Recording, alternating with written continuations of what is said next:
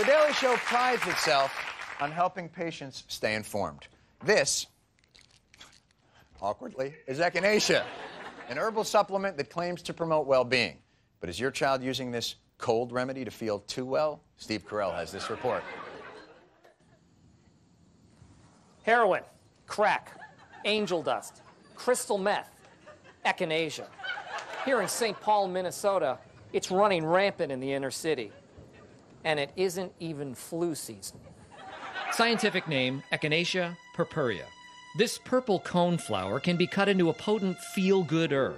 And, as usual, where there's feel-good herbs, there's crime. Jeannie Wiegum is a victim. Early this spring, when I came out to tend this garden for the first time, there were a number of big holes where plants had obviously been taken. The echinacea that was stolen from your garden, how much do you think that's worth on the open market? 20 cents. This is not a high-grade echinacea.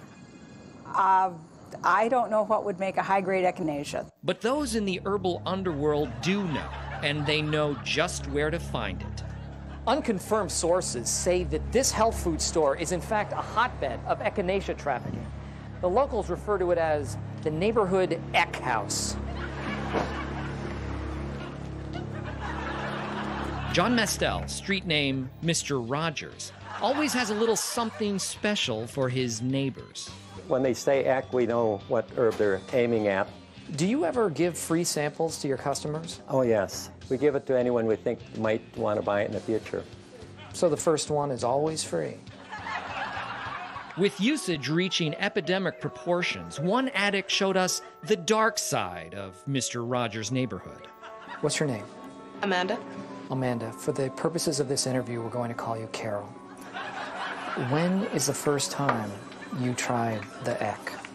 I actually lived in Oregon. My next-door neighbor, he had a lot of users out there, so we just... A lot of echinacea users in Oregon. Yep.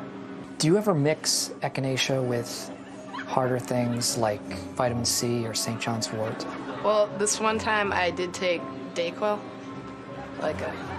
and echinacea. That's a lethal combination. Yeah, I was a little bit out of it that day. Do the police leave you alone here? Generally do, yeah. Are any of them customers? A lot of them are. Really? Yeah.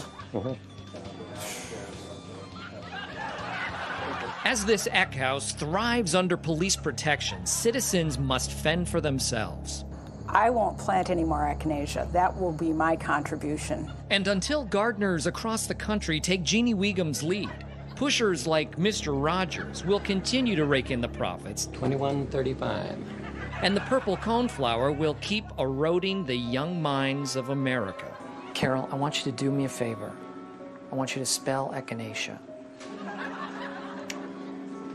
All right, all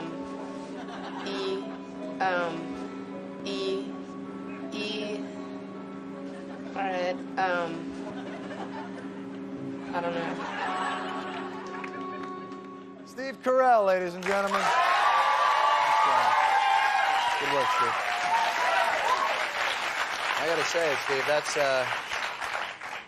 that's a pretty intense story. Well, it gets more intense, John. Recently, a number of coneflowers in Utah were stolen.